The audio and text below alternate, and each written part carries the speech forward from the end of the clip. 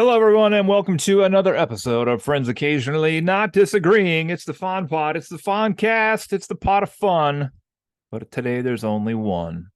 It's Cody, and I'm here with yet another of my James Bond 60th Anniversary Summer Watch Along series. Today we're taking a look at another mode from the GoldenEye 007 game for the N64. This is The Man with the Golden Gun. Wow. Okay. I was excited for this one in particular because, again, I had no idea what the heck this movie was going to be about, other than I had seen a still frame of Bond and the villain in this movie back to back, getting ready to do the classic, so many paces, turning fire type pose. So I knew he would come face to face with the villain here at some point today. All right. So this is the second movie we've checked out with Roger Moore. Last one, if you recall, if you were with me for that one, go back and listen, was Live and Let Die. And that was a fantastic movie, it turns out, actually. I gave that a 82 score out of 100, and that made it our second highest Bond film so far. So we have two Sean Connery films, From Russia with Love and You Only Live Twice.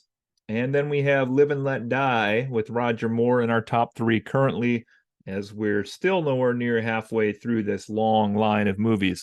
I think I can also safely say there is no chance in hell I'm going to get through these this summer, but I will try to continue to press on once school starts, although I know that'll be much tougher once I begin teaching again for the fall here. So, or maybe serendipitously, I will be able to cram a ton of these in next week because as this drops for you all here on Wednesday, this is going to be my last vacation I'm going to take this summer as I go back home to visit my family and friends. So I won't get a chance to watch some of these for another 5 days or so, but I'll try to get a few more in yet with that last week I have before I return to work. Although that week's going to be pretty busy, but that's where we're at with all that stuff. Enough chit chat. Let's talk about The Man with the Golden Gun. All right, we'll get into this with our theme and title, as we do typically. Theme in this one, The Man with the Golden Gun. It's a good song. It's not a great song, but it is catchy. It's got a little spy flavor to it. It's got a little pop flavor to it. This is by a girl named Lulu, I believe, who I'm not familiar with unless there's anything else this person has sang over the years, other than this song. This is really all I know by whoever this Lulu is that's out there. Just trying to take a peek at what this person might be famous for. Looks like apparently still performing in the 2020s, which is borderline bonkers. But I'll have to check out, see if there's anything else here more from Lulu that I would know. I don't know off the top of my head, though. If somebody else knows, let me know. Give me some feedback on some of our social media feeds. Good song, though. 7 out of 10. Serviceable for this song, movie. Title of this one, very simple, The Man with the Golden Gun. Now, I will say of all the movies so far, this, along with From Russia with Love and Goldfinger, are probably my favorite titles for a movie. Who's Bond up against? He's up against the man with the golden gun. Who's the mysterious assassin in the movie that nobody has seen the face of? The man with the golden gun. Who is the guy making golden bullets for assassination contracts at $1 million a pop? You guessed it, the man with the golden gun. Played by Christopher Lee. You'd know him from many movies later in his career, as well as around this time. Saruman from Lord of the Rings, for example, is one that comes to my mind right away. But so many good things that this guy has been in. So he's a pretty charismatic bad guy, and he actually does get more screen time than typical villains in these films have gotten so far. So, that's pretty cool. It's one of the things I've been harping about through these reviews so far as we've been going. So title gets the full 5, theme 7 out of 10. We're off to a pretty good start. In terms of our characters in this movie, portrayal of Bond by Roger Moore here, I actually thought was extremely good. Again, he's basically focused on the mission. There are women in this one, and he certainly bags one or two along the way, but for the most part, that's not the focus here. For the most part, he's actually kind of taking this mission a little more personally than some of these past movies that we've seen. I think he's really intrigued by this idea that there's somebody out there who is a crack shot, and also had a chance to kill him several times in the movie, which we can talk about in a bit here. But pretty good. So Roger Moore's off for me to a good start. I know he was razzed a lot in comments and kind of history for playing James Bond, and his movies were kind of meh all over the place for people. But if for me, he's done pretty good so far. He's 13 out of 15, and then this one I'm giving him a 14 out of 15. Really strong performance here by Roger Moore. So we're looking great so far. Bond women in this one. Well, unfortunately, we're going to take a dig with the score here because we have a couple women in this movie. I think one was called Andrea, perhaps. And another one is named, I guess, the funny name in this movie, which is Good Night. I don't even really understand how that's a character's name, but apparently the character's name is Good Night. So, or it's Good Night, I guess. It's all one word, so maybe that's an actual name. I don't know. Either way, it's a ridiculous name, and it's like doesn't even make sense for jokes. Just Good Night, but I guess maybe because she's trying to get with Bond the whole movie, maybe that's Good Night. I don't know. I don't really know. She's kind of useless in this movie. The other girl, even more useless in this movie. We don't get to know a lot about them. Good Night's fairly good looking. One great body, just for beauty's sake. But in terms of what they're given to do in this movie, again, very little. Amongst the least amount that we've seen any lady do in any movie so far.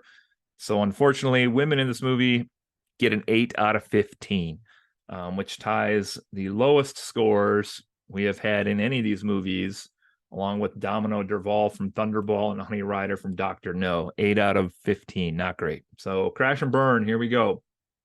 But wait, villains in this movie. So if I don't say his name wrong here, Scaramanga is the man with the golden gun. He is the primary antagonist in this film. And as I mentioned, they actually do spend a little more time exploring the villain in this one. They kind of go through his motivations.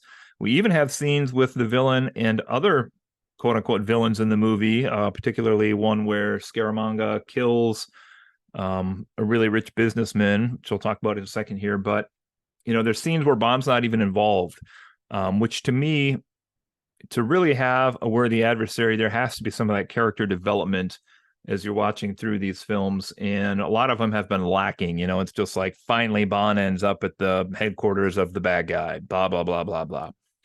This movie starts not with Bond, but with Scaramanga and his sidekick, who is also fantastic. This is a dwarf by the name of Knick Knack, a diminutive helper who does his cooking and his assassination help and all sorts of things. He's kind of his right-hand man, if you will. And together, they're pretty fantastic. They have really good rapport between the two of them. You know, they both interact with Bond in many ways. They both had a lot of chances, as I mentioned, to kill Bond, but they choose not to for various reasons. You know, and it's mostly pride in this one. One thing that really sets Scaramanga apart from the other villains in this one is that the other ones have kept Bond alive because they're braggadocious or because they have these delusions of being indefeatable. This is not the case here with this one. Scaramanga ultimately wants to face off with James Bond one-on-one in a game of cat and mouse to see who is capable of shooting and killing the other person. You know, and despite that having kind of a negative, heinous goal in mind, the fact that this is an honorable enough villain that says, I want to put my wits and my skills against James Bond himself, that was really refreshing to me in this one. And Christopher Lee does a great job with this character, as does Knick Knack, his helper in this one. Really enjoyed both of them. So we are 10 movies in. Yeah, we are 10 movies in at this point, and I'm going to award my first perfect 10 out of 10 for a villain score in this movie, The Man with the Golden Gun. Christopher Lee, Scaramanga, Nick Nack, fantastic villains. They're explored. We see the relationship, we see some motivations. It's great. 10 out of 10. Fantastic. Okay. Now, we're doing pretty well at this point, minus the women in this movie. Now we got to talk about the plot. And man, some of these Bond movies have just been made or broke by the plot score. 30 points, and I give it so many points because you can have good characters in a movie, but if it's a crappy movie, if nothing's happening in that movie, if there's no plot, if nothing exciting is happening, it's great. You can have the most exciting characters ever, but if they have nothing to do, then it's not going to be good. We just reviewed Secret Invasion by Marvel. Perfect example of that. The hosts were extremely down on their scores for that one. You have Nick Fury, you have Sonya Farnsworth, you have all these Talos, Gaia, you have these good characters. You don't give them anything to do. It's a crappy movie. Doesn't mean the characters suck. Means the plot sucks. And that's why I do 30 points out of the 100 just on the score of this one. So this one is all about the exciting 70s, newsworthy, interest grabbing, attention getting energy crisis. Oh.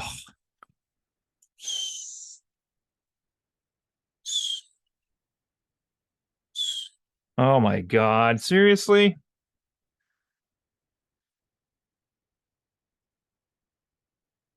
Seriously?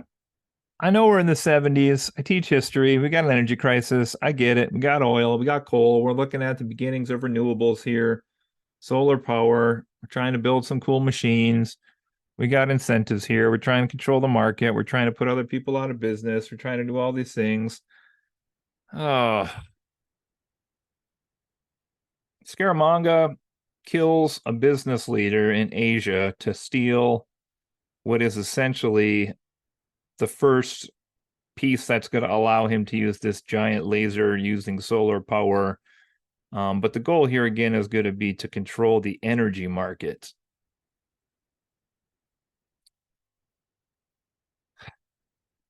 I guess that's a form of world domination, question mark. It's not good. Let's take a look at this. Okay. So here we go. We have an awesome opening in this movie. So points there. We have this guy whose name is Rodney, apparently, who was invited to Francisco Scaramanga's house to kill him. And we find out that Scaramanga's house is this fantastic looking set. It's like a fun house of death. Super fun. Scaramanga kills him in the fun house, and then we get to our opening credits and we get into this. Okay, we find a golden bullet. MA6 has this, and it is etched with 007, and that's the sign that this guy is going to be killing 007 or wants to kill 007. He has a golden bullet ready for Bond. All we know about Scaramanga, because no one knows what he looks like, is that he's famous for having a third nipple. I'll pause there to let that sink in. All they know about this guy is that he's famous for having a third nipple. Mm-hmm. Mm-hmm. Okay, Bond gets a little tidbit for a money penny where he goes off to find where Scaramanga may have been. He goes to Beirut first to find a belly dancer who has a golden bullet as her belly piercing, steals that, is able to take that back to MI6. Eventually, they trace that type of bullet to a gun maker in Macau. They go to Macau, and Bond shows him how Scaramanga was planning to kill him, eventually convinces this guy, the gunmaker, to show him how the bullets are going to be shipped to Hong Kong, which apparently is where Scaramanga is at. And there's a character here named Andrea Anders. Anders, I think they actually call the character in there, who is Scaramanga's mistress. All right. Bond finds her in her hotel room, and she tells Bond to go to the Bottoms Up Club, which is just about what it sounds like. And then we have outside Gibson going outside and being killed by Scaramanga. This is the Gibson, I should mention, is the solar energy scientist, so I don't forget who's who here for everybody. Scaramanga kills this guy, but Bond was like 4 feet away when the guy dies, so that's kind of interesting. Knick-Knack steals the piece that he's carrying, the Solex agitator, which is our MacGuffin in this movie, I guess. And then Bond is arrested. He's taken somewhere by the Hong Kong police, but instead he actually finds out that they're going to the wreck of the ship, the Queen Elizabeth, which is in the harbor. And he finds here that Hip, the Hong Kong policeman, and also M and Q are there to try to help get the Solex back away from Scaramanga. He goes off to Bangkok and meets a character, I kid you not, by the name of High Fat. Yep. You should also mention there's a small character named Chumi in this movie as well. Chumi. We see this character for about 10 seconds. She's in a pool swimming naked. And yes, you can see below the water. Chumi. Uh-huh. It's like the writers of these movies are getting younger and less mature rather than the opposite way around. Maybe they are. Maybe they're using different people, I guess, and that's the case. I don't really know. Huh. Okay, great. That's cool. Okay. Scaramanga is there. Bond had posed as Scaramanga to talk to High Fat, and once they find that all out, I believe this is where... Oh, not yet. Okay, so we get a chase scene here. We get a karate scene where Bond's fighting students at this karate school because, again, rather than just kill him, they sent him to a karate school to be humiliated and beaten, I guess. Bond gets away on a ship, and he manages to eventually, again, long boat chase. They're really fond of these in these movies. Reunites with Mary Goodnight, who is another agent from MI6 here. Scaramanga decides to kill High Fat with his golden gun, and now he takes control of the Empire with the solar power. So rather than working for the guy, he's now taken over that's that. All right, let's see here. Bond meets Anders the next day at a kickboxing event and finds out that she's dead. Scaramanga takes the seat next to Bond and introduces himself, but Bond is able to sneak the Solex agitator, which had fallen on the ground. He passes it to Hip, who's posing as a vendor. Hip passes it to Goodnight. Goodnight follows Knick-Knack, but unfortunately, Scaramanga throws her in the trunk of the car, which then turns into a plane and flies off. All right. So, before they fly off, though, and this part is very important, Bond steals a car from a showroom, a car dealership, if you will. And, of course, if you can believe this, in the passenger seat is J.W. Pepper, the sheriff from Louisiana from Live and Let Die that they devoted entirely too much screen time to. He's back in this one for the entire chase. And he's funny as hell. But again, why the fuck is he in this movie?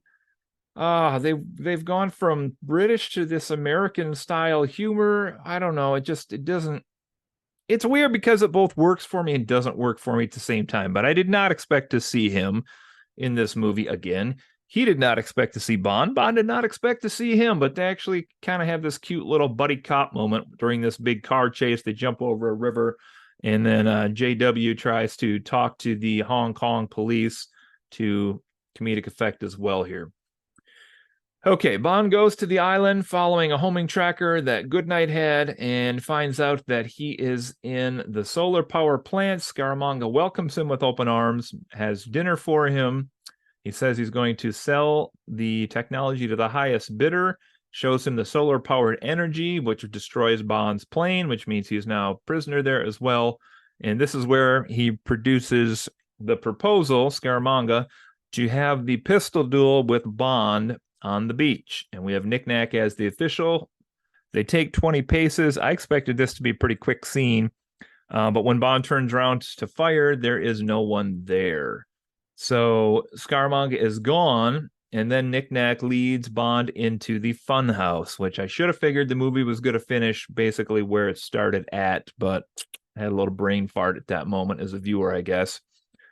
And this part was highly predictable, though. Once they were back in the funhouse, Scaramanga, we had seen a few times in the movie, has a wax dummy of Bond. He even blew each finger off with gunshots at the beginning of this movie. So you kind of had to figure at some point here the wax dummy was somehow going to disappear and the real Bond was going to take the place. That's exactly what happens. And Bond kills Scaramanga. Meanwhile, Goodnight takes care of the security chief, but he falls into a liquid helium vat. A liquid helium vat? I don't even know if that's possible. It might be. Scientists, if you listen to this, let me know. But basically, the plant starts to go out of control, and Bond manages to just barely get the missing piece back, the solar agitator, the Solex agitator, and they get out. They go off in Scaramanga's ship, a Chinese junk, and they live happily ever after. Just kidding, they don't. Nick Nack comes through the ceiling and attacks Goodnight and Bond. Bond beats him off and puts him in a suitcase. And then he finally has Goodnight in bed, which is what she has been hinting at the whole movie. And he has been promising the whole movie. The movie sounded slightly wackier and better than I just described it beforehand. It's kind of a wacky plot. You know what I'm going to do? I've never done this live on an episode. I'm going to bump this a few. I'm going to take this up to a 20 for the plot while I am sitting here with you all live. All right. So that's going to bump this up actually 4 points. 16 is what I had it at. 20 is where it's going to go to. So there we go. Never done that before, real time, but here we go.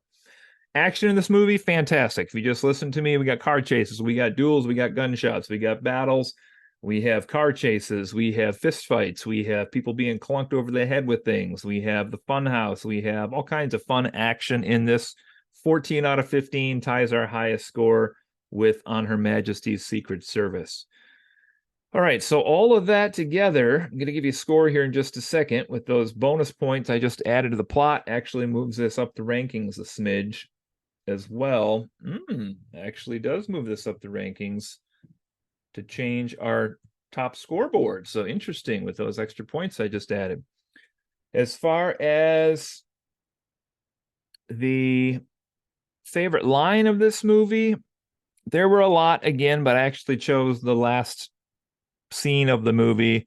It's a dirty one, pre-warning, but I just thought, it's not the first, I shouldn't say it's not the last time they're going to use this in the Bond series. I know from later movies, but M calls Bond aboard the ship somehow. I don't even know how that works phone-wise in the 70s, but there they go.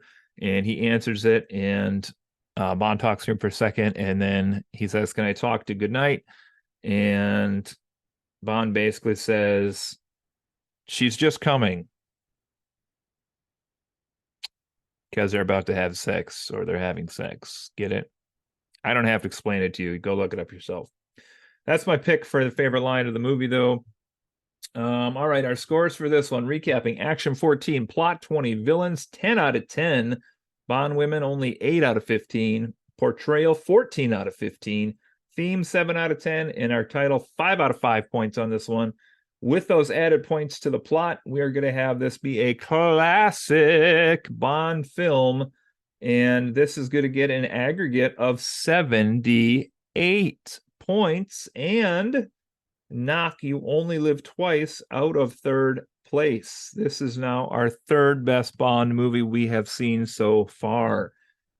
So, what is happening here? Sean Connery is down to one film in the top 3. And Roger Moore's only 2 movies I've watched have crept into the top 3. But Connery still has number 1 at the moment with From Russia with Love as our highest score. Holy cow. All right, next movie up for me, but probably again won't be for a week or so, is going to be The Spy Who Loved Me, and then Moonraker. And that's going to end the 70s for us as we go through. We have a lot of movies in the 80s. Just a few movies in the 90s, and then we have a good stretch of movies here in the 2000s as well we have to get to. So, wow. these have been enjoyable to watch. I'm not gonna lie. Some have been more groany than others. Those are our crap ones so far that we've had, which has only been 3 so far, one on the cusp, but that's where we're at the moment. Okay. All right, everybody. If you like this podcast, tell your friends. Stop over, check us out on the social medias. We are on Instagram, Facebook, Twitter, and the TikTok.